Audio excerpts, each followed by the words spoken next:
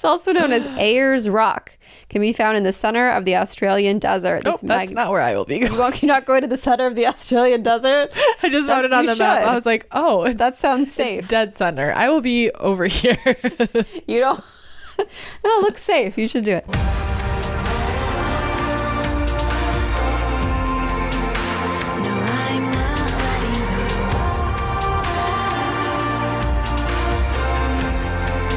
Hello and welcome to another episode of Goddessing. Episode 118. Woo! And we're live. We're back in the studio. We're back in the studio for one or maybe one more. Maybe we'll see. one more. Last hurrah.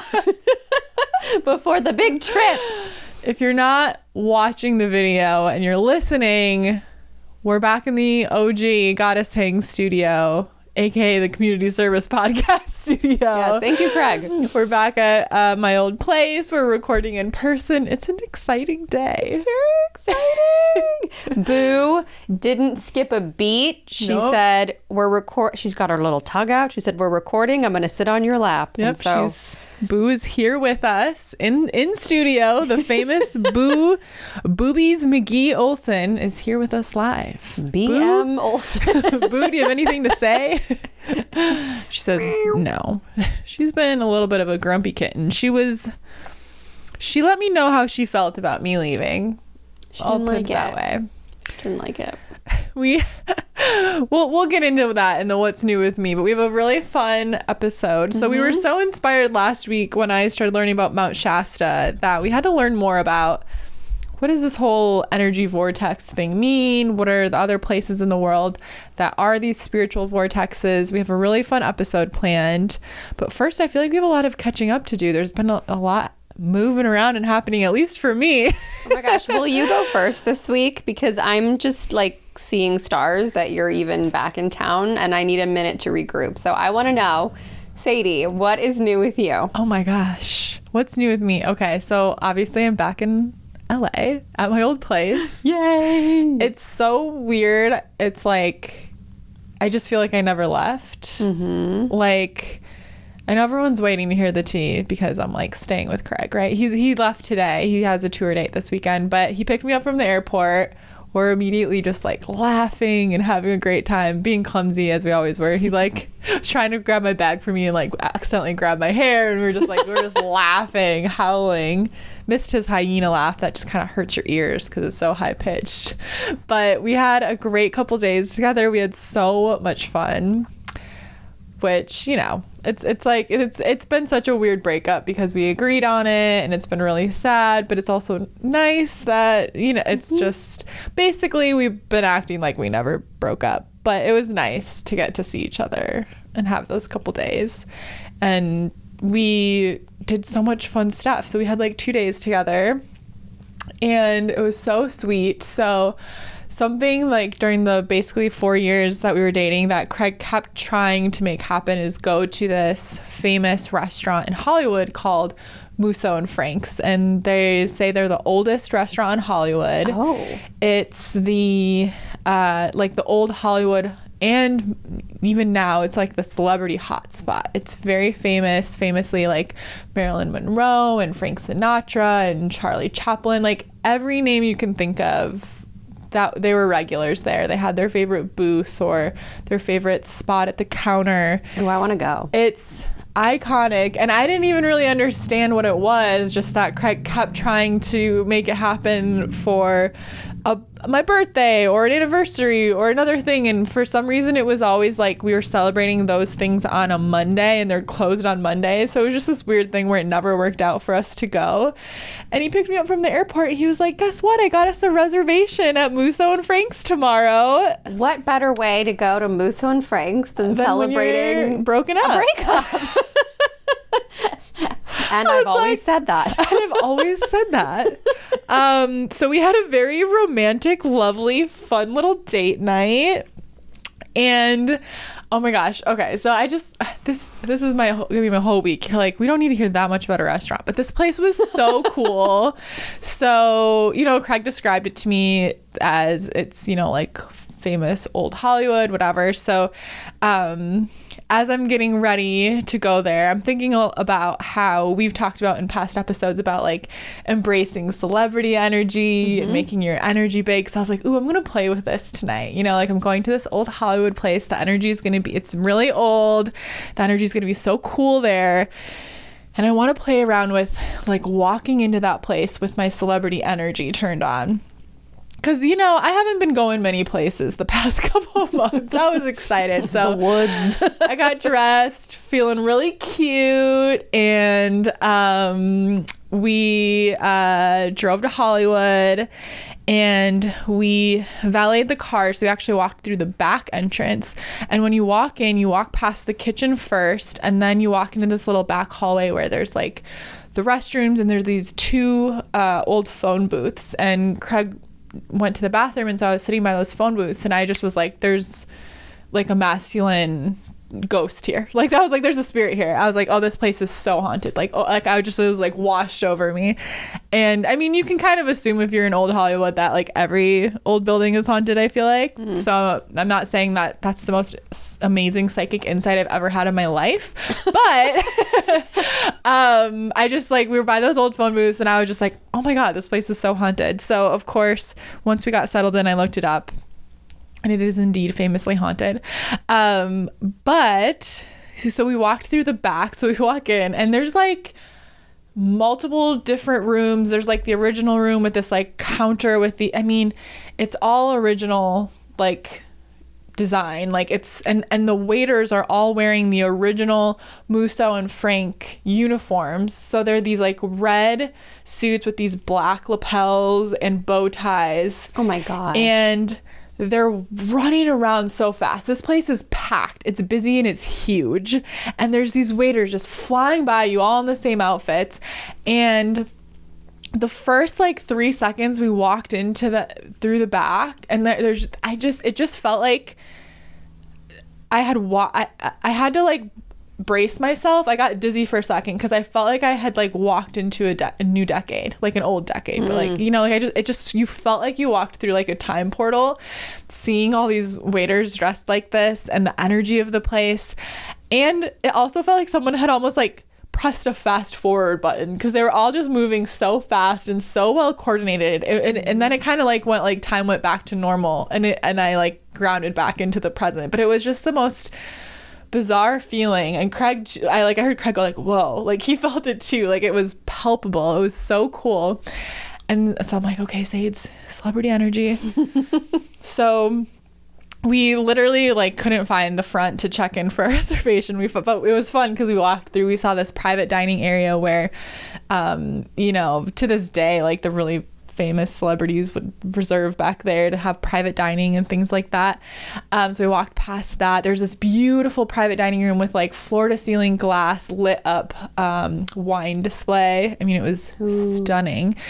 And then we finally find the reservation, check in the hostess, and we check in and we have to wait for a couple minutes. But I feel like they kept like, I don't know if something got mixed up, but I don't think we got the original table we were supposed to.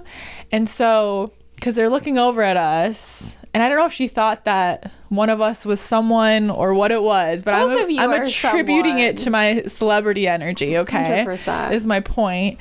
But we waited about 5 minutes. We were a little bit early for our reservation, and then she comes over and she leans over. It's so loud in there, so she leans over to Craig, and I hear her say, "Oh, we were able to get you."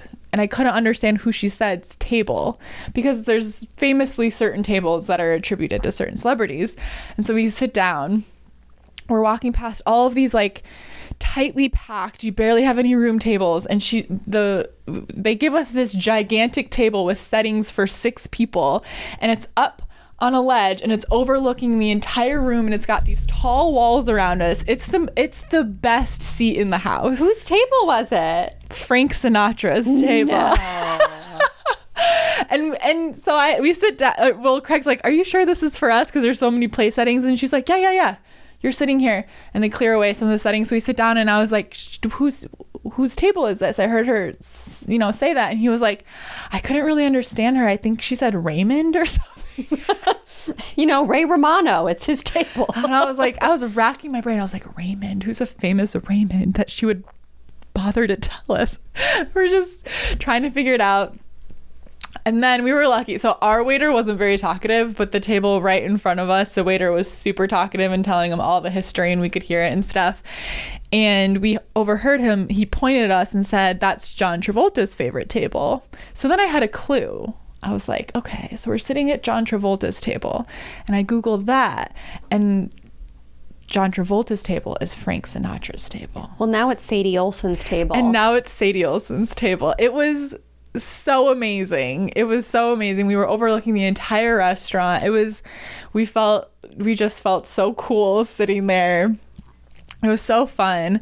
And so there's a couple things. So one is that there's a really cool story of, oh gosh, I can't remember who it was, a famous actor and actress that went to Italy for their honeymoon, and they ate at Alfredo's restaurant, and they loved the fettuccine Alfredo there, whose namesake. It's the Alfredo. Oh. It's his name. It's named Why after him. Why did I never right? put that together? I didn't either. I'm like, no, Alfredo's a sauce. Right. It's because it's named after a man. Okay. So the namesake of fettuccine Alfredo, they're at his restaurant, and they're like, oh my God, this is the best dish we've ever eaten.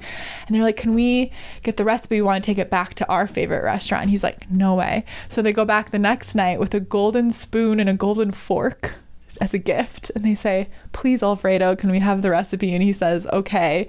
And so they bring the recipe back to Musso and Frank's, and so they're the only ones that have this original, you know, besides the Alfredo's family restaurant in Italy, that have this recipe. So naturally I ordered it. Now, I'm not a big fettuccine Alfredo girl. Like, that's not my favorite go-to. It's so rich. I feel like I can take only like 3 bites. Mm-hmm. But it was so good. And it was a little bit more like bitey. Like, you know, cheese, it's like sharper. Like a cheese that's a little bit sharper than a typical, like, really creamy. It was obviously very creamy, but it was like, it had a little bit of a sharpness to it. It was so good. So I had the original fettuccine Alfredo. And then we were so full. If you ever go there, my favorite thing we got was the French onion soup that they're also famous for. Oh, it was so good.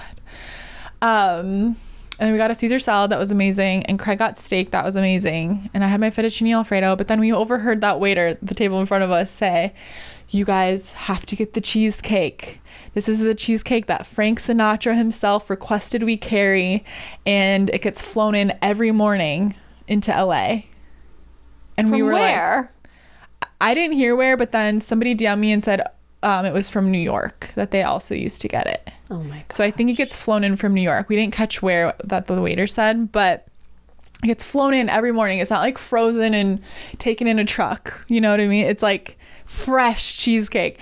And so we were so full, but we were like, we can't not get Frank Sinatra's favorite cheesecake, especially now that we know where our butts are sitting, where Frank Sinatra's butt was sitting while he ate this cheesecake. So we got it, and oh my God, it was just a plain cheesecake, and they gave you some fruit on the side, some berries. It was so good. I'm a big cheesecake fan. I love cheesecake. It might be my favorite dessert. I think it is. When I was little, I'd always get cheesecake as my birthday cake because I didn't like regular cake. So good. The cheesecake was so good. And then I clicked on, I brought up the article so I can tell you a couple of the famous ghosts that are said to be seen there at Musso and Frank's.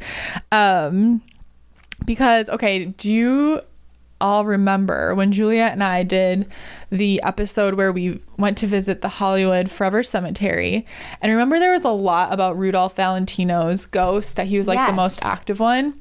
So he is the one that is seen by the phone booths that I was in the back of the restaurant where I was by, that I said I initially felt, where I was like, oh, it's haunted.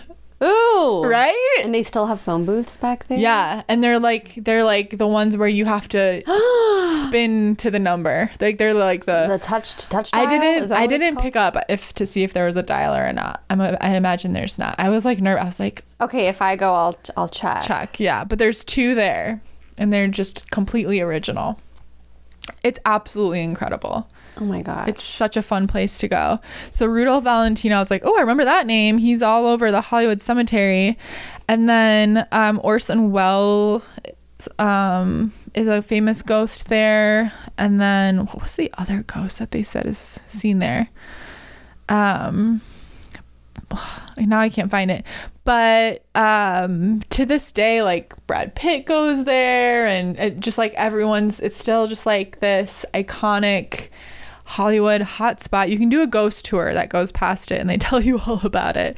But these aren't the ghosts, but some people that you might recognize. F. Scott Fitzgerald went there, Humphrey Bogart, Alfred Hitchcock, Dorothy Parker, Charles Bukowski, Ernest Hemingway, William Faulkner, Marilyn Monroe. I mean, just amazing.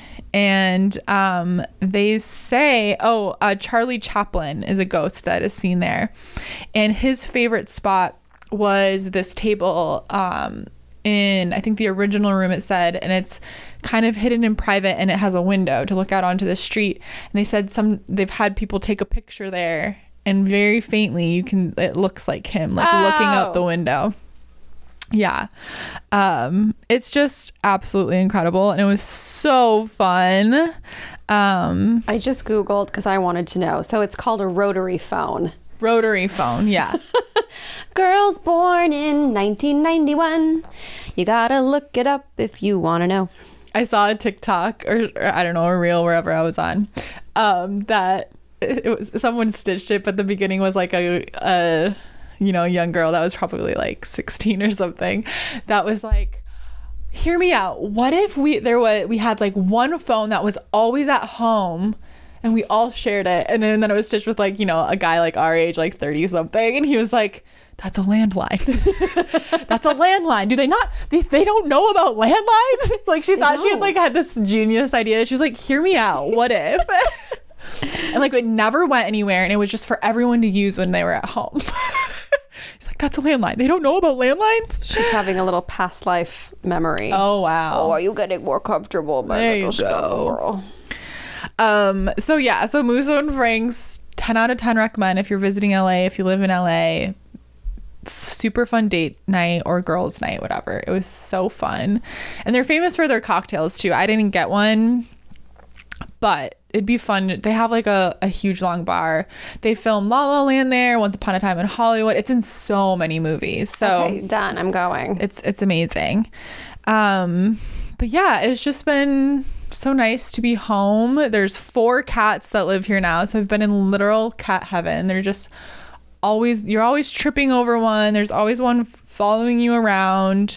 There's always one laying on you or multiple. It's just amazing. I love that there's 4 cats here. I was like, told you, I tried to get more cats. I was trying for a 3rd the whole time I lived here. Then there's 4 when I come back. But it makes me so happy. And yeah, being back here, I love this neighborhood, and I'm excited to like go on my trip, but I definitely want to, when I come back and get my own place, like be in this neighborhood again. I just feel so at home here. Like this beach is my beach, and love being a regular at all my old haunts, and it's just felt so good to be home. And I just feel like my creativity is flowing more, and just seeing like all the angel numbers and signs, and it's just felt really good to be home. So are we gonna go to our restaurant? Hell yeah, we are. Okay, I thought about it. I got excited. I'm like, oh my god, they're gonna be so excited to see us. I know. Yeah, so that's what's been new with me. I leave for New Zealand. Well, when this episode drops on Monday, I'm leaving on Tuesday night. I have my flight. It's like a midnight flight. Then I'll be on a plane for 16 hours, and then I'll be in New Zealand, and I'm hopping off the plane and going to the Shire. Amazing. I rewatched, Craig and I rewatched Lord of the Rings last night because I was like, I have to watch it before I go again. It's been a while. And I was just, it was funny because I was like, I really, Lord of the Rings gets kind of stressful towards the end. I really just like it when they're in like the Shire and like the what's it, Riverside or Riverdale or wherever the elves live. I was like, I don't really like it after that. It's too sad and stressful. Craig was like, so you don't really like the movie? I was like, no, I do, but I just want to rewatch when they're having a party in the Shire over and over forever. That's my favorite. There's this movie called, oh my God, what is it called? It's my favorite movie. I can't remember what it's called. It has John Krasinski and Maya Rudolph. Oh my God, wait. I don't know. Hold on. What's the movie? Maya Rudolph movie with John Krasinski. It's something about like going home. Away We Go. Away We Go. It's it's like one of my top 5 favorite movies. And there's a scene where they go to a friend's house, and that friend has like a lot of kids, and they watch The Sound of Music. Oh yeah. But the parents say that the movie ends after like goodbye so long, like after the kids go upstairs into bed, and they're like, wasn't that a great movie? Like they end the movie before like anything bad even happens. That's oh my god, this is making me remember another thing about a movie. Okay, so if you're new around here, you won't remember this, but we all remember that I became obsessed with Eat, Pray, Love. Yes. Julia Roberts Goes to Bali. We're hosting our Bali retreat. Did you know there's a new movie that Julia Roberts goes to Bali? Oh, with George Clooney? Yeah. I watched it on the plane. I didn't even know they went to Bali in that movie. Was it a good movie? You know, it was fine. That's always the answer. You know, it was a movie. I loved it, but it was your classic cheesy, you know what's gonna happen movie. It's like It was like a Hallmark movie, but with really famous Bali. actors and actresses in Bali. That sounds like my kind of movie. I'm gonna be honest. Hilarious because I almost clicked Eat, Pray, Love again, and I was like, no, I'll watch something new. And I was like, oh, Ticket to Paradise, and I was like, wait, Julia Roberts is going to Bali in this movie too. She really has a connection to that place. So that was so fun and made me so excited for our trip there because it's beautiful. And, you know, it's a love story in Bali. So the whole time I was like, maybe I'm going to fall in love in Bali. That sounds nice. Manifesting it. I mean, it's so funny. Somebody was telling me, they're like, oh, Sadie will like find a boyfriend on the road. I was like, Sadie will find 12. Like, what do you mean 1?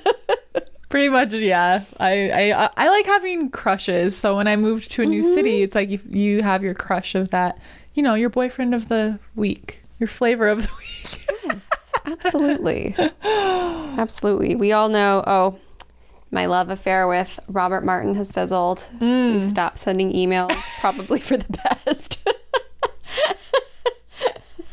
We were all waiting on the edge of our seats. I know. Well, there's nowhere to go. I mean, I'm sure I could keep it going, but why?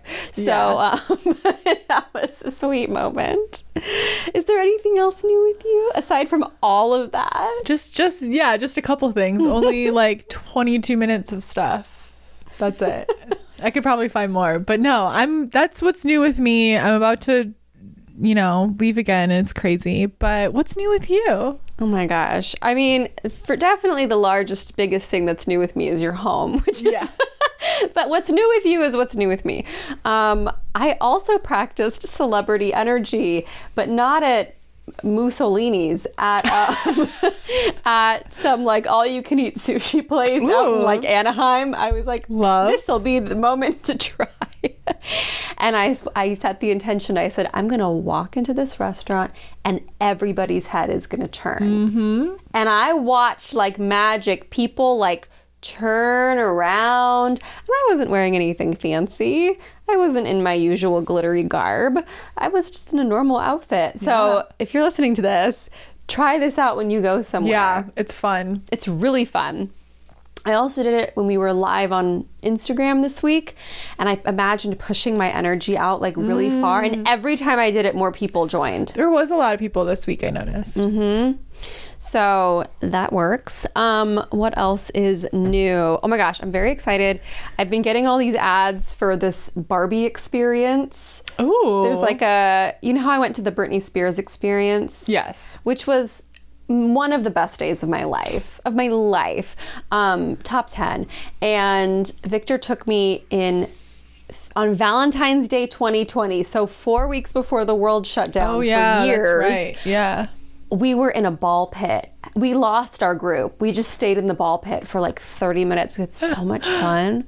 So I think there's a ball pit at this one. And I'm like, oh my God, it's like the earth has healed. I get to go back into a ball pit again. Like in 2021, there were no ball pits. Oh, no. Heck no. So I'm so excited. And my mom is the biggest Barbie fan in the whole world. So she got on the wait list and waited, and she got us tickets and my dad's really excited too. So the four of us, my mom, my dad, my sister, and me are going to go to the Barbie experience. So stay tuned. I think we're going in May or June. It's not for a minute, but I'm excited.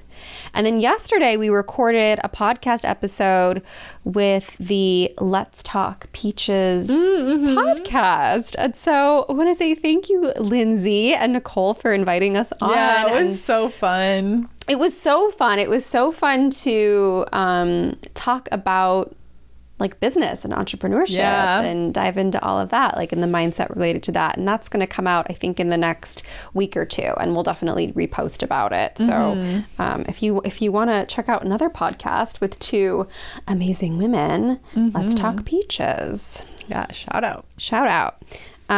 Let's see. Sweetie Bird needs her wings clipped again. I am really giving her all the chances in the world to prove to me that she will not fly into anything. And she is not passing the test. She needs a little helmet. She needs a football helmet. You know what she flew into a couple nights ago? A crown molding. I'm like, that's not even reflective. Just straight into the crown. I said, we're getting your wings clipped. I'm sorry. Like, I give her chances. We try. Yeah. And she says no. Maybe she's blind. I don't know. But no, she eats. She knows what she's doing. But it was really funny because our neighbor came over and was like, oh, she's looking bigger. And I'm like, oh no, am I feeding her too much? So I'm like, I have to weigh her. You're supposed to weigh your bird every day. I've never weighed my bird. So I got the little kitchen scale we have, and I tried to put her on it, and she freaked out. She's like, what are you doing? I'm not standing on this. What are you doing? Flies around, bashes into walls, and I'm like, oh Sweet my God. girl. And then lands up on a light. And I posted it on my story. And my bird has the cutest cleavage in the world. Oh, yeah, she had little boobies. She got little boobs. A new boobies McGee in town. Tweetums McGee Piper. So that was pretty funny. And I weighed her. She's freaking fine. She weighs the perfect amount. She's not obese. So... Boo, on the other hand, is looking plumper than when I left her. Boo is just loving life. So that was an adventure by myself at home. And something I'm really excited about is today in the Alchemy Collective in like 3 hours. Although when you listen to this, it will have happened last week. But you can catch the replay. But you can watch the replay. And everyone always loves the replays. It's fun to be in the live energy, but the replays are fucking amazing. Get in on it. I have prepared a class that I believe down to my tiniest quantum particles that I was born to teach this class. And I've created a couple classes where Juliet didn't look at it because she just wanted to enjoy, and I have not looked at this class. Oh my God, I hoped you wouldn't. I was like, I'm ready you're to gonna love enjoy. it. And I'll, chime in when I feel inspired, but Yes. I'm ready to sit back and enjoy this one and be told how fucking big I'm gonna be. Yeah. It's all about taking bold action and brave action and big Aries energy. And I'm an Aries rising. And I put together in the beginning of this like 35-page presentation, there's a couple pages that have a photo of me as a child, like with the dream, and then me acting it out. And like, I just wanted to show you, like, I was literally made to teach on this. And so if you are somebody listening who's like, I want to take big action, I want to take brave action, this doesn't come naturally to me. It doesn't come naturally to most people. No, definitely not me. And that's normal, and that's okay. I'm the weirdo where I love going for it. I love knocking on 10,000 doors. I love, like, the best email I got today, oh, and I'll tell this story too, is my most played song of 2022. I'm not going to say what it was, but it's an amazing song. You know what it is. I'll tell you later. Okay. But you'll put the pieces together. I was like, I want to work with that producer.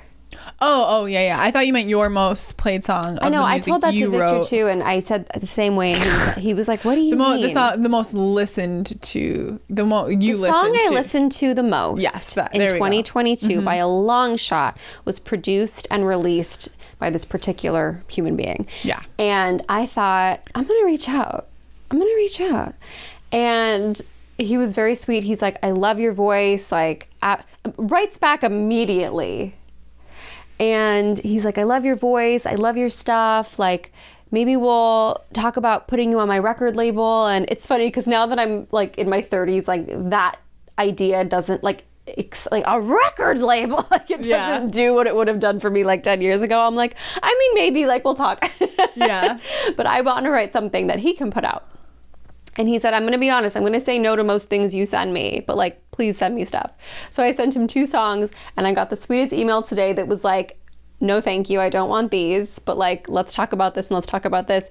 And I was on the phone with Irene today, and I said, "I love hearing no. It means I'm trying." Mm-hmm. It's like my favorite. "Oh, no? Okay, I'll try again." Well, we were talking about this in the Alchemy Collective Discord because we said, what's a bold move you can take this week? And I loved everyone showing up and answering because there was such an array of different answers. Mm-hmm. And I think a couple times someone said, "I don't know if this counts as a bold move, but I want you to take that, like, when you're thinking about how can I make a bold move this week, or how can I, show up for myself in a new way this week, I want you to take away the warning label or you know what I mean? It's like, no. We're all in different places, and we're all in different parts of our spiritual journey and our manifesting journey. And what was a bold move to me 5 years ago is very different to what a bold move means to me today. Yeah. And they're equally valid and they're equally exciting, right? And so talking to you alchemists, no warning labels with the things you share. No saying, "I don't know if this counts," or "Is this bold enough?" We're not doing that. But think about it. Like, it's sending a DM or sending an email or making a phone call. Like, what's the worst that's going to happen? You hear the word no, or you're ignored. Oh my God, I love hearing no. It means they listened. It means they know who I am. Yeah. And I have a foot in the door. Mm-hmm. I love it. I mean, I work towards the yes. But, I mean, when you're at least in the entertainment industry, you usually don't hear anything back. Right. So to hear a no is like, yes. Yeah, like they heard made a point to say it. So it's exciting. It's like the only guarantee that you're not going to get what you want is if you don't try. If you never send the message, if you never take the action, like that's the only guarantee. Mm-hmm. If you put yourself out there, there's no guarantee that you're going to get exactly what you think you want right now, but you're going to get somewhere that's not where you're at right now. You're going to get somewhere, and it's going to be exciting, and the vision's going to change and shift and grow. And, it's just like, that's the only guarantee is if you don't bother trying at all. So I'm so excited for this masterclass and to continue making bold moves with all of our alchemists. Oh my God, it's gonna be so good. Like I've never been more excited to teach anything. And I'll give you a tiny little preview. I do a lot of readings in the background where people will ask things like, "I'm this old. I don't have this type of training. Is it even worth pursuing? Is it even worth doing?" Like there's somebody asking about being a singer right now. And every part of my body just wants to shake them and be like, just do it. Yeah. You get to live your life on earth singing, dancing, modeling, doing what you love, writing poetry, starting a community, whatever it is. Like, why is it only valid if it ends up on a billboard? Right. And I'm all for being on a billboard. Yeah, we're manifesting our billboard. And it will happen. But I also don't care if it doesn't, because this is still amazing and exciting and like exactly what we want to be doing. Like if we... Like, it's an interesting mindset shift, because if we would have sat down with a psychic, let's say, and said, we we don't know anything about podcasts. Is it worth it? Is it worth it? I would hope that they would be like, yeah. And I'm going to tell you right now, yes, it is. And you got to be bold and you got to be brave and you have to release what like success means or what worth it means. Because, you know, everything always goes back to like my grandmother. Like, she was an actor her whole life. She was a musician her whole life. She has a reel and a resume that would blow you away. Nobody on the street would ever recognize her. And she spent her whole life doing what she loved. Right. She had the time of her life doing all of that. She had the time of her life, and her babies and grandbabies and the stories I tell to her great grandbabies, they're going to be inspired by her forever. And it's just, we have to bring our work forward. It doesn't matter how much. That's the success. That's the success. It's sharing the art, sharing the creation, making the move. The success happens the moment that you take the action. It doesn't matter the outcome. You have to start taking the action, and eventually it might not happen the first try or in the 100th try. I mean, we've taken so many bold actions, and a handful of them have turned out to be unimaginable, crazy, amazing outcomes, and most of them disappointment totally. or what, it doesn't matter, but like, I mean, if we're having the time of our life. If you're like meticulously following our journey, like meticulously, which is interesting, you'll be like, oh, that probably flopped. Oh, that did well. Oh, they stopped promoting that. Like, you try things. Yeah. You try things. Yeah. Because it's a joy to boldly try something. That's the joy. Yes. That's the magic. So that's just, I mean, we're talking a water drop in the ocean of everything that's waiting in that class. I saw something recently too, that was saying that like, especially in the US, like our definition of success is so like out of proportion with,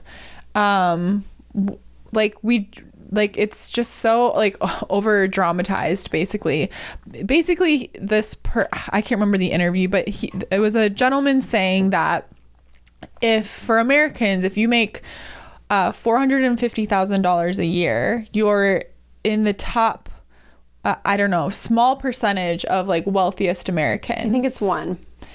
Yeah, it was like 1 or 2%. But we as a society don't barely think being a millionaire is impressive nowadays, right? Yeah. And that's over double that. And so, you know, and I love, manifesting like, oh, I'm a millionaire. I love like using that word and feeling that energy and feeling abundant. And I want to have $1 million business, because if we have $1 million business, that means we're reaching so many people and changing so many people's lives, right? But it really made me go, oh, wow. Yeah, that's fucked up. Like, below that, we don't think that that's like an impressive amount of success, but you're in the top 1% wealthiest people, which also says something about the disproportions of wealth in our country. And there's ways you can go deeper into that, but just that as a society, you know, unless you're a millionaire, we don't really think like, you know, if someone says, oh, my salary is this, a lot of times we're just thinking like, oh, okay, like that's, you know, that's not necessarily the thing that we're like, oh my God, they're so successful from a like social standpoint. So I thought I was like, wow, yeah, like I didn't realize that. And so really examining like, what is my story of like what success would mean? Because when you do shift that into being like, the success is that I wrote something today and shared it on social media, or I made a piece of art, or I updated my resume and sent it out. If you can define that as success and you feel successful every day, that ripples out in your life, and like your life will change so fast when you just redefine what success means to you. Absolutely. Absolutely. And it's this fun balance of like, we're definitely, you know, all about this. It's this fun balance between how big can I dream, how high can I reach, how much can I expand, what numbers can I play with, you know, how big can I be? And then also the balance of like, what do I actually want? What does success look like to me? Is it like, you know, reconstructing a van and living out of it and traveling around? Is it having, you know, a farm of foster or like rehabilitated animals? Having 4 cats? Like, what is it, you know? Because I think we are conditioned to think that it has to be a very like Kardashian level success. And even just like, you know, we are, you know, we're coaches, we're coaching, and we're manifestation coaches inside the Alchemy Collective and our Activate Your Magic program. And so we, you know, and we've been a part of coaching programs, we've been mentored, and so we follow quite a bit of coaches on Instagram, and it's fading a little bit away now, but there was so long that the coaches were like, oh, like I had a 6-figure month, I had $1 million month, and it really, you know, for me, just seeing that, like, oh, like I'm excited to have a 6-figure year, you know, like it's like almost I love being able to see what's possible, but also don't allow it to look at your numbers and say, so I'm not successful, because, oh my gosh, we live and support ourselves, you know, with what we do. And it's just interesting, like having those numbers always in your face, like, oh, I've had, you know, a year of $1 million months, and it's like, well, I haven't had a year of $1 million months. What does that say about me? Nothing. And finding that balance between letting people with that level of success be an inspiration to you and showing you what's possible, and also not letting it mean something about how successful you are. Yeah, that's been an interesting one to sort of move through, because I think at my core, I love when women share how much money they make. Yeah. I love seeing women make lots of money. Fuck yeah. Well, if they can do that. And like, there have been some times where like we've been vocal about like a very exciting launch, and I'm really proud of that. And I know that it showed some other people what was possible, and I'm sure it pissed some other people off. But there's just like, there's so much complication and taboo around money. So at the core, I actually am very inspired when I see women do that. But just check in with yourself and make sure, like Sadie said, that if you're seeing it and it's making you feel worse, like you can mute that for a moment, you know? And go back and look at your relationship with money and your money mindset. And money is amazing because it allows us freedom in our life. It allows us to help ourselves and help others and be stable and, you know, live amazing lives. But it's not the only definition of success. No. If you have lots of money and you're miserable because you're working all day and night to run your business, or, you know, or the corporate job is just too much of a grind or whatever, it's like, okay, maybe you have the impressive money in the bank, but then is that success when you can't enjoy it, right? So it's like there's so many moving parts around it. So to only define success through money, sexy. Yeah, it's just not a complete picture, but it is a fun energy to play in. I learned who Joan of Arc was this week. Oh, yeah. Who I thought, let me tell you what I thought. I thought she was a witch that they burned. Oh. That was my understanding. Remember when I thought pirates weren't real? Have you all been around long enough for when I realized that pirates are a historically accurate thing? It's not, still exists today. It's not like fairies or mermaids. Well, we don't know about, maybe those exist. But you know, you go. But they're not in that genre of like, hard to tell if they're real or not. Yeah, you watch Peter Pan growing up. It all seems make believe. What? It's like your only reference of pirates. Well, that was my only reference. I guess we didn't. No, I don't know if that's true. I feel like we covered it in school. But I don't know if I did. When I went on the Pirates ride with my family this past month, I had a whole new appreciation. Did you know this is historically accurate? Wow, look at this. Except for they added a girl pirate, which like really irritated some people. Like, this is not how the ride was. It's like, just who cares? Oh my God, that's hilarious. They're animatronic. Yeah, Joan of Arc. Wow, I won't get into the whole story, but if, I was thinking like, why didn't they teach me this in high school? And I was like, well, of course they were not going to teach 14 to 17-year-old girls that a 14 to 17-year-old girl saved France. and was amazing and brave. Oh my gosh. I feel like there's so much that I just did not learn. And I'm happy to share. One of my biggest pet peeves is when people learn something 45 seconds ago and then talk about it like, oh, you don't know that?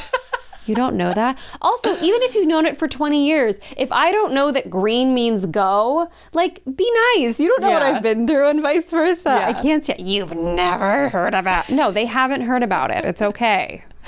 Do you have some fun bullet points for us about Joan of Arc? She was super psychic. Oh, I didn't know that. She was in communication with angels. Oh, wow. The reason that soldiers finally, or the generals or whoever finally trusted her was because she told them things about themselves that nobody else would have known. So they were like, okay, fine, you can hang out with us. And the best story is she got shot with an arrow in between her neck and her shoulder, this little trapezius, maybe it's called. Mm-hmm. That could also not be it. Trapezoid? Yeah. Rhombus. This rectangle. So she got shot in her parallelogram. And so, this is when her French troops were headed storming this English base or whatever. Mm-hmm. And she's like, oh no. And she, fell off of a wall she was scaling because the arrow hit her, and she gets on her horse or whatever. And she tries to go back to get some medical attention because she has an arrow in her body. And she notices that her troops are retreating. So with this arrow sticking out of her, this teenage girl gets on her horse, rides back to them and says, charge! Charge! Oh, I have chills right now. And they won that battle. She's the reason France is its own country. That's crazy. I learned about Joan of Arc from, being Catholic school and picking her to do a project on, but I just completely forgot everything about her. I was like, I don't remember anything. It was second grade. That was a long time ago. She's amazing. But I was saying how for First Communion, we all picked a saint. That was our patron saint, or I don't know. We did a project on them, and I picked Joan of Arc. And I remember I just I when I was little, I was such a tomboy, and she was always pictured in her armor, and I was just Joan of Arc is badass, and I just loved her. But I can't wait to watch and learn more about her, because I forgot about that. I was like, oh wait, I was connected to her when I was little, and I thought she was so cool. Earlier today, Sadie was like, when you're in second grade and you pick a saint because and you have First Communion. I was like, no, I don't know that. You don't remember, and you eat the body of Christ and you drink his blood, Juliet. I'm like, no, I learned cursive in second grade. How did Sadie end up a witch? We learned cursive too, on top of that. They don't teach it anymore. That's crazy. They teach computers now, which makes sense, but my handwriting is a combination of both. Mine too. Yeah. It's so swirly and pretty. Yeah, I love it. I love my handwriting. All right, well, now that we've caught up for an hour, let's get into the topic. Really quick. Now we just start talking really, really fast. No, we won't. That's okay. So last week we learned about Lemuria and Atlantis, and I went down a rabbit hole with Mount Shasta. So if you haven't listened to that episode, definitely go have a listen, because Mount Shasta is super interesting. But that got us curious about these spiritual vortexes around the world. So I learned some fun stuff that I had kind of heard before but never really dove into. So have you heard of the concept of the 7 earth chakras, just like we have 7 chakras? I have heard of the concept. I cannot tell you where they are. Yeah, okay. I'm going to tell everyone where they are. This is really interesting. And so there's the 7 earth chakras, and then there's also energy vortexes that are separate from the chakras themselves. And then they call the lines that run around the earth ley lines, Ley. And this kind of reminds me of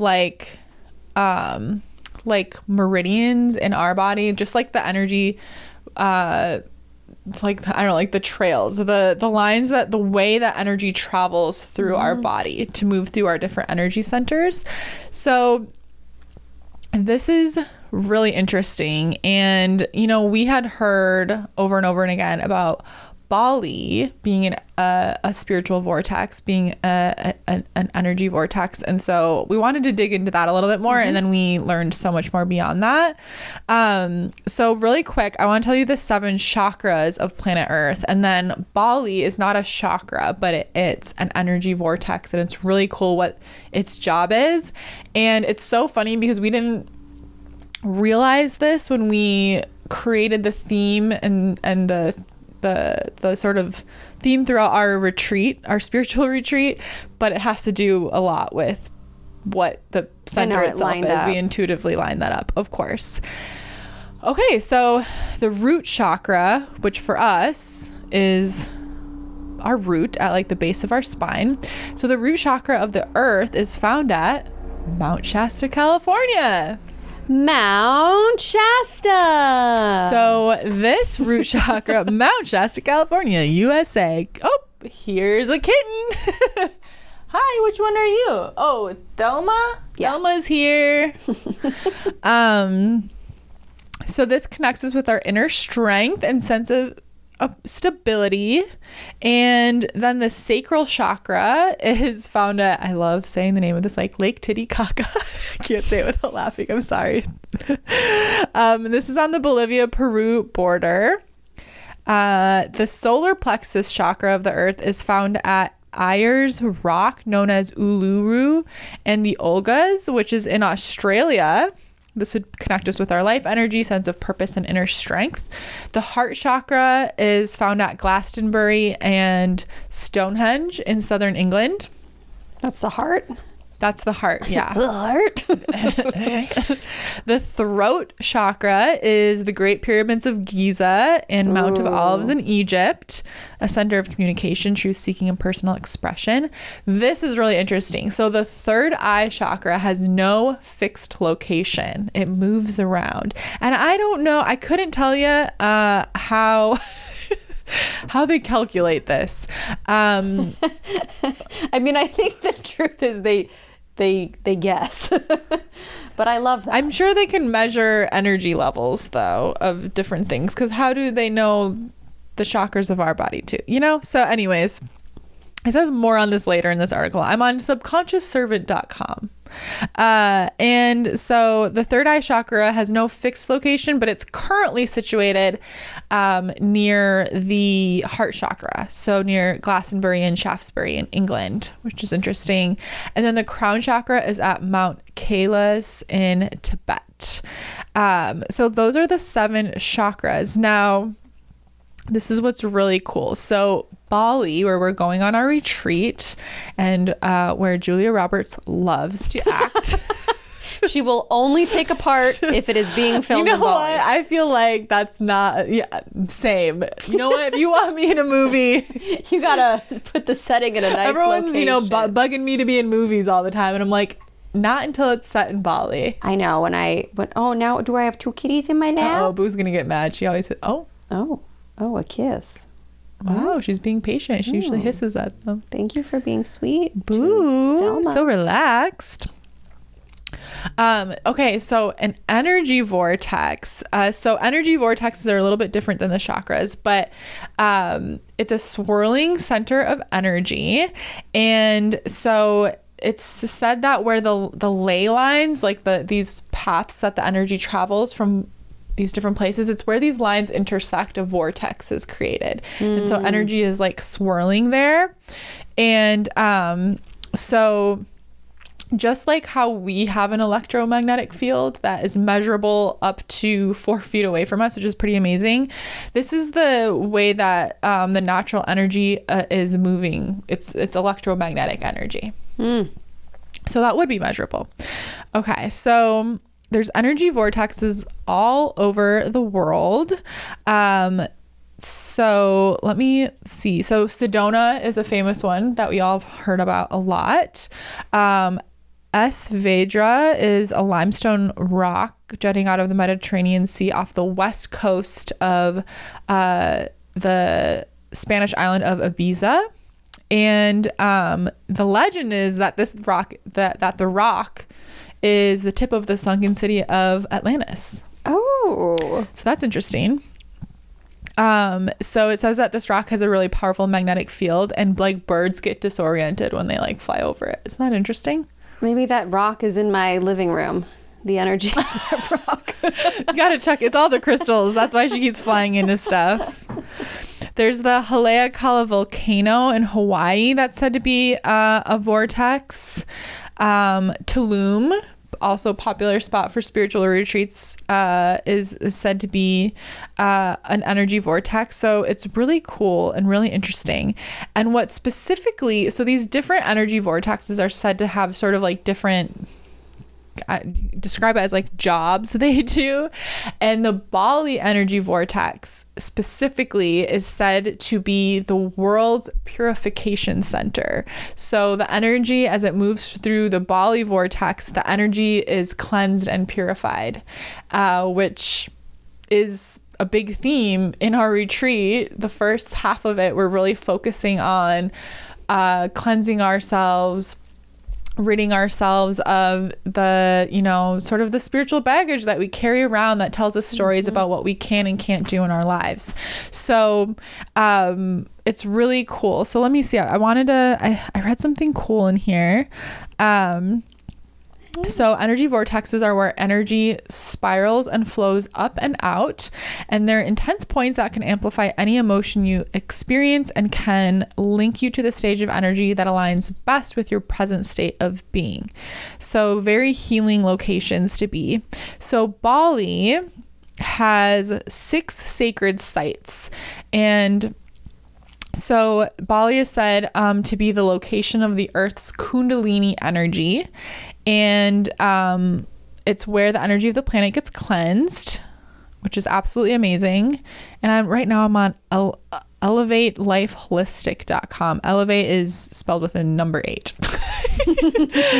But this is really cool. So one of these sites we are going to do a full cleansing ritual there, which is the Tirtha Ampul Temple. And this article says that this specific sacred site is where the ether element gets cleansed. So we're familiar with the 4 elements of earth, fire, water, and air. And then some would say that the 5th element is ether, which is like spirit.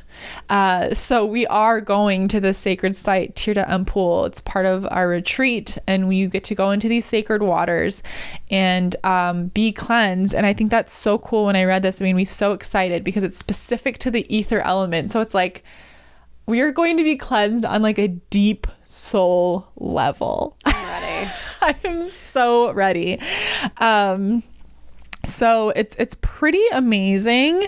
And some of the other energy vortexes around the world are connected to different things. But of course, we were especially excited to learn about the Bali one that we're going to. But it's pretty amazing. And when people are very naturally drawn, and so you'll kind of see like wherever there's popular spiritual retreat destinations, it's a vortex. Like we're just, as humans, we know and we're drawn to them. And it's pretty incredible. Oh my gosh, I want to read some of the stuff I found. So I'm going to name some other energy vortexes. So you said Sedona, Tulum. Mm-hmm. They also had Jerusalem in Israel, and I've been there, and I can tell you 1,000%. Yes. Like it is disorienting. Mm-hmm. It is disorienting. I've heard that. And there's just there's also just everybody in the world of all different religions is coming there to pray, like at the same time. It's fascinating. Cape Town, South Africa, Moscow, Russia, the Bermuda Triangle, Lake Louise in Canada. I've never heard of that. Wow. Antigua, Guatemala, and Angkor Wat in Cambodia. Oh, I saw that one. Let me read this. This is just totally reiterating what you said, but I like how this phrased it. Just like we have veins that flow in and out of our heart, Mother Earth has ley lines, which are lines of energy that coil around the earth in a similar fashion as a strand of DNA. And I looked up the picture and it looked so, it was very... like, this is kind of cool. It shows... Oh, yeah. In the different gateways. There's a little map. In fact, where the ley lines intersect are believed to be high points of energy or high concentrations of electrical charge. And there's also this idea that the ley lines can take information from those high charge places and share them with the rest of the world. Oh, wow. I love the feeling that the earth is alive. Well, and imagine that, because we go, like, how we're all going to Bali to meet with this intention of, like, growing and connecting in a spiritual way, and the healing that we're going to experience there and the transformation we're going to experience there and the positive intentions we're going to set there in those sacred spaces, like, that gets carried out into the world, that like positive intention. Ripple effect. These intersecting points along the ley lines are also coincidentally home to some of the most sacred temples and monuments in the world, including the Egyptian pyramids, Machu Picchu, Stonehenge, and again, Angkor Wat, which I'm probably saying wrong, and I apologize. When you look into advanced civilizations like the ancient Egyptians, it is clear that they seem to understand the energy and power of ley lines. In fact, most ancient cultures around the world seem to have some understanding of ley lines. In China, they are known as dragon lines. South America, the shamans referred to them as spirit lines. In Australia, the ancient Aboriginals called them dream lines. And in the West, they are ley lines.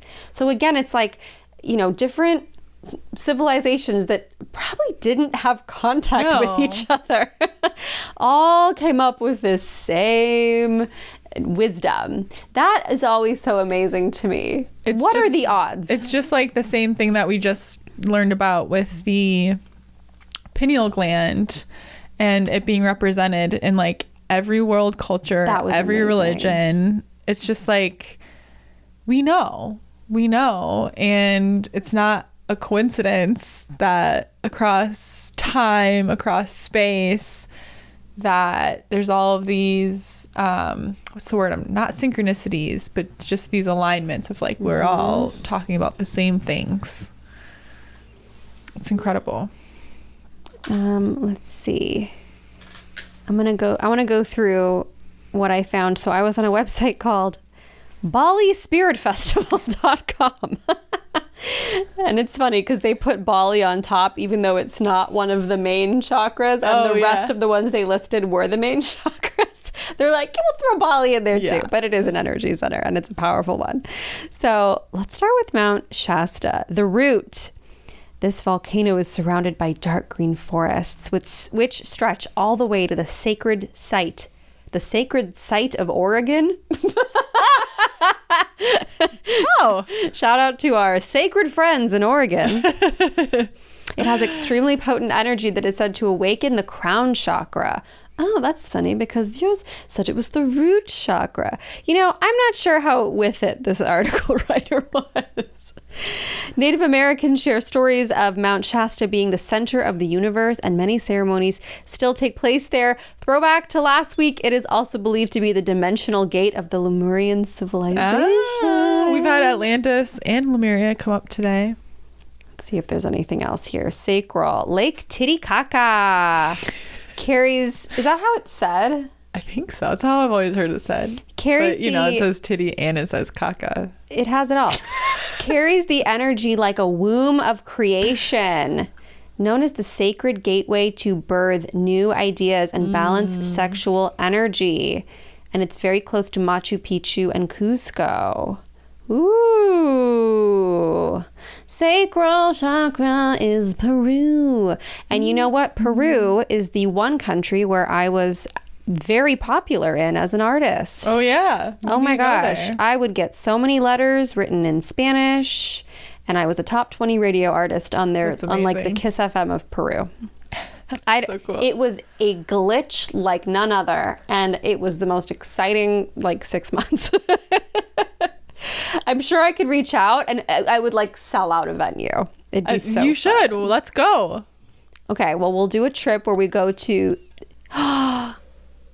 Wait a second.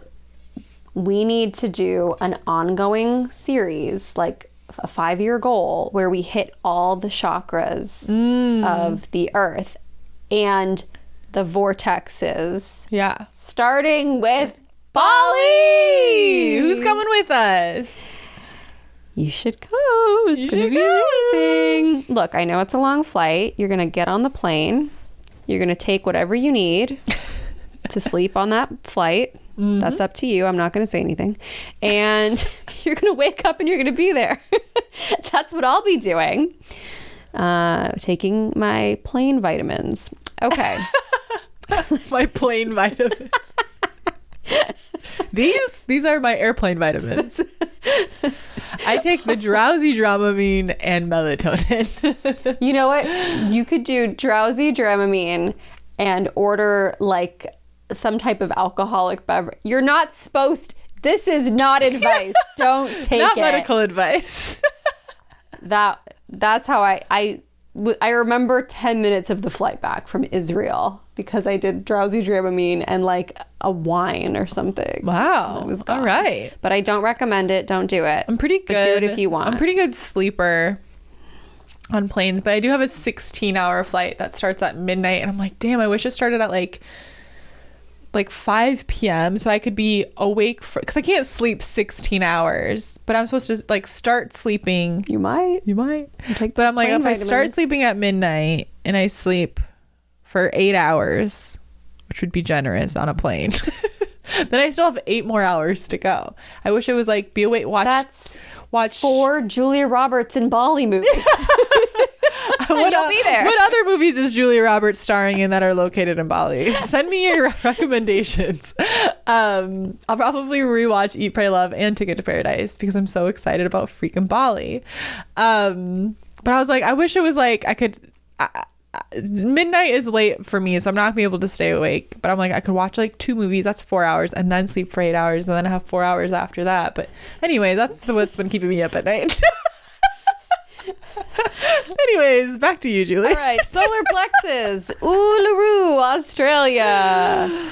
I need to figure out where that is because could I go to that? I'm about to be in Australia. Native Australian Aboriginals believe that Uluru is the spiritual place where their ancestors were born, dating back more than 500 million years. This article is terrible. Let me read it. Dating back more than 500 million years, anything is possible! Exclamation point. Oh. It's also known as Ayers Rock. Can be found in the center of the Australian desert. Nope, that's not where I will be going. You're not going to the center of the Australian desert? I just wrote it on the map. I was like, oh, that sounds safe. It's dead center. I will be over here. You don't... No, it looks safe. You should do it. This magnetic point connects to Lake Titicaca and Uluwatu by the female great dragon line known as the rainbow serpent in Australia. This giant rock is quite remarkable. It changes colors according to the weather, varying from bright red to dark gray and black. It once even turned violet. Wow, I'm looking at pictures of it right now. It's pretty cool. Oh, that does look... It kind of looks like Arizona. I'm like, I can see. Oh, there's a violet. I don't know. That might be edited. That looks pretty edited. That's definitely edited on further glance. All right, it's a mountain. It's bright red. Go to Arizona. All right, let's... Heart. I'm definitely not going to travel out to the middle of the desert to see it, but it is very beautiful. Beautiful. Okay, Stonehenge, Avalon, and Glastonbury, the heart chakra. There are many ley lines running through all of Britain. Do you love how I proofread none of this before we started? But the lines around this area are particularly interesting, with an intersection of 14 lines at Stonehenge. Here you will find over 100 upright stones in a circular shape, said to be an ancient burial site. Here, the female great dragon ley lines connect all the way to Uluru, plus many other sacred sites around the world. Could it be a communication portal to the 5th dimension? Oh, the 5th dimension.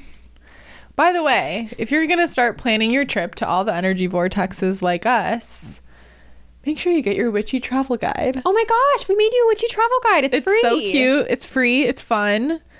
And it's in the show notes. It's a little witchy travel guide, ways that we stay grounded when we're moving around a lot.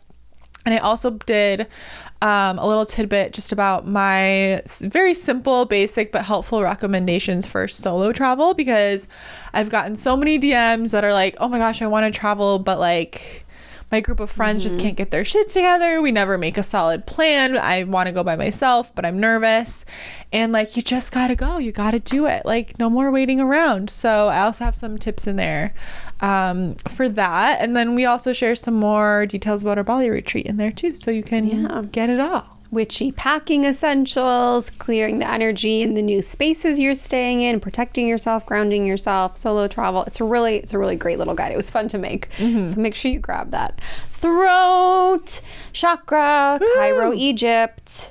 Okay, I have something to say about this. So it says the pyramids of Egypt, it's one of the great, is one I am sure you have heard of. A fifth grader started this paragraph. The pyramids of Egypt is one I am sure you have heard of. The Great Pyramid of Giza is named as one of the 7 wonders of the world. Was it created with extraterrestrial assistance? Perhaps the pharaoh's alignment with the energetic grid made it possible. It remains a beautiful mystery, but the ley lines could very well have something to do with it. So this is funny, and I cannot take credit for this because I heard a comedian say it. I don't know who it was. But it's, everybody questions like, oh, aliens helped with the ones in Egypt. But the other pyramids around the world were like, oh no, people made those. Like, no one questions the other ones. Yeah. We're like, oh no, they people. But then in Egypt, we're like, aliens. And I think it could be either or all or a combination anywhere. But how come only in Egypt? Like, there's pyramids in Mexico. There's pyramids in other places. I've heard theories with aliens and the Mexican pyramids too. Okay, I need to dig deeper. There's a really cool carving inside one. I don't know if it's inside one of the pyramids itself or in a cave near them, but there's a really interesting carving of it's, you know, like a human looking figure, but he's in the position that astronauts are in for takeoff. Oh, yes. And he's got like a thing. He looks like he's in an astronaut suit. He's got a thing over his head, and it's as though, and he's in the shape of a rocket. Oh, just gotta chill.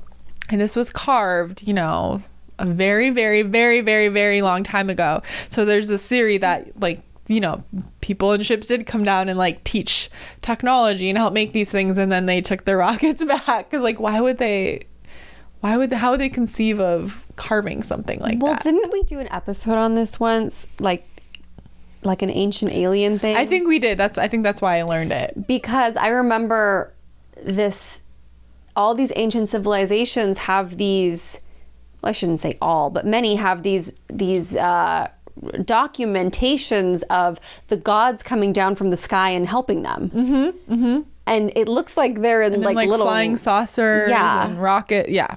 And it's like, crazy. Are they the gods, or were they just from some other place?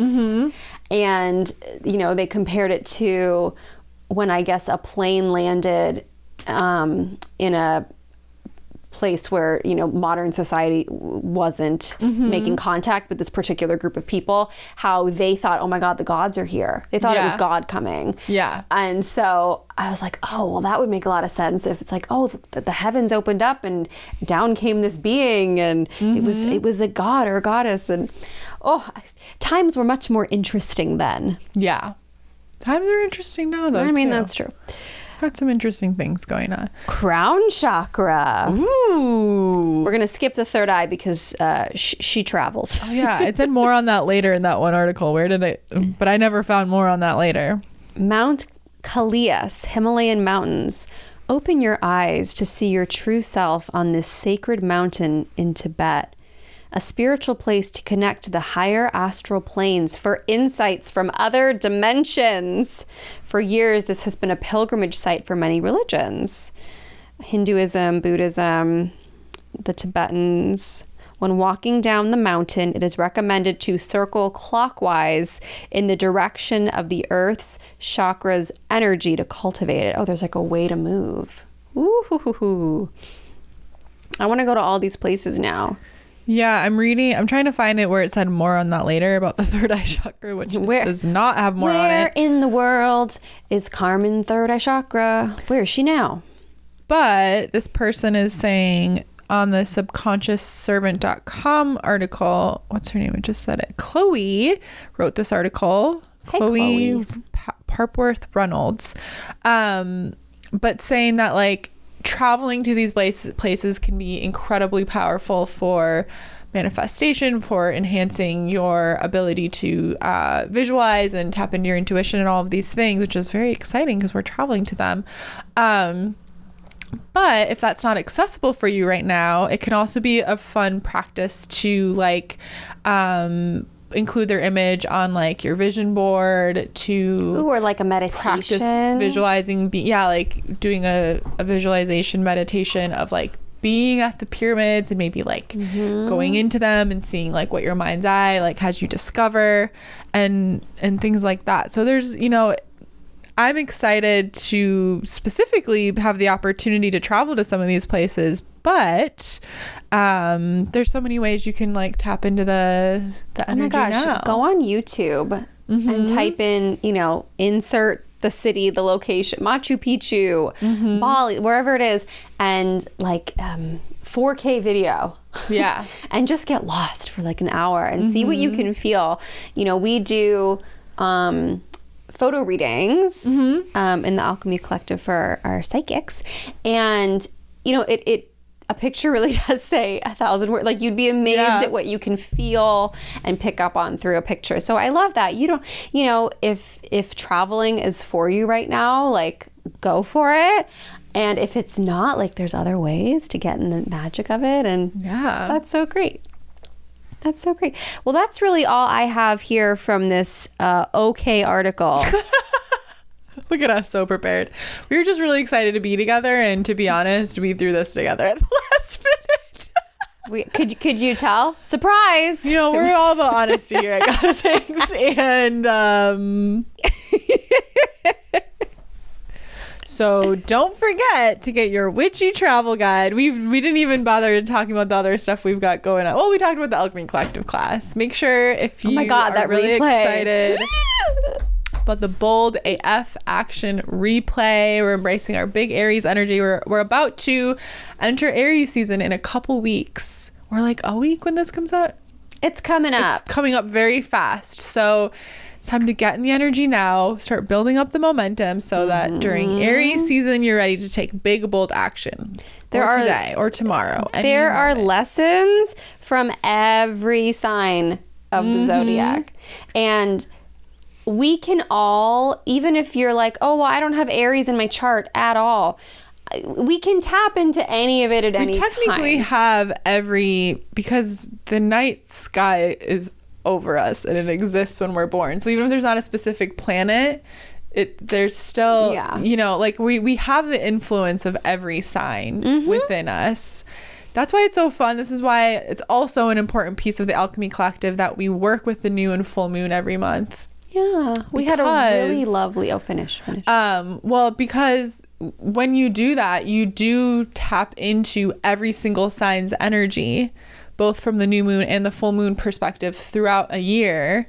And so when you're examining your life and your spiritual journey and the way you manifest and the way you move through the world, it's a well-rounded approach, right? It's not just from like one viewpoint, but when you think about like Pisces energy, Aries energy, when we're going through these different seasons, it's like, ooh, how does that play a role in my life? How do I want it to play a role in my life? Do I want to embrace more of the dreamy Pisces energy? Do I want to, move with some of that fiery Aries energy? Like it all like works together so beautifully and sets us up for success. So, that's why we love working with this energy and why it's an important part of the Alchemy Collective. I wanted to ask you, of all the places that we talked about today, other than Bali, of course, where would you be most, like if somebody said, I'm booking you a first class trip, world accommodations, you get to bring whoever you want, like 10,000% Egypt. Me too. That's what I was gonna say. And I would bring you, and I would bring my mommy because she loves Egypt.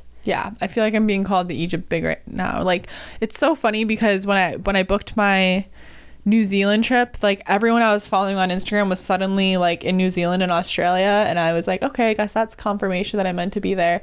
And now everyone I'm following is in Egypt right now, and I'm like, okay, I'm clearly being called to Egypt. Like, not right now, I'm doing my, you know, trip that I'm doing, but I'm like, okay, after this run, like Egypt needs to be next. I will go with being called to that big time, and I want to crawl through the pyramids, and I want to do it all. I'm so excited. So exciting. Yeah, it's a beautiful world we live in. It's a wild world and a chaotic world, but it's also a beautiful world and a magical world, and it's really just the honor and the joy of our lives to help you live magically. Oh yeah, we didn't even do the intro of the Oh my gosh, no we didn't.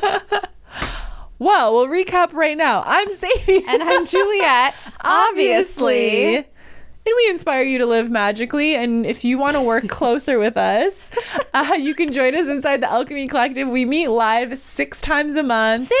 6!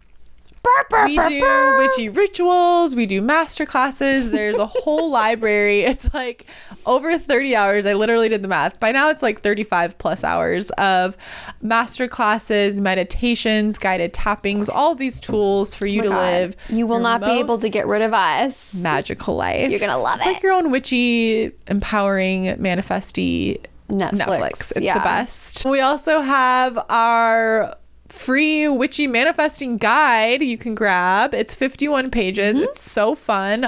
There's so much magic in the show notes, so make sure you take a little peek. There's the witchy travel guide there. Make sure you're following us on social media. The handles are the same on TikTok and Instagram. At Goddess Hangs. I am Sadie Olson. I'm at Juliet.Piper. And come to Bali with us and hang out with us in the Alchemy Collective. And we're so grateful for you for listening to the podcast. Thank you, everybody. Bye.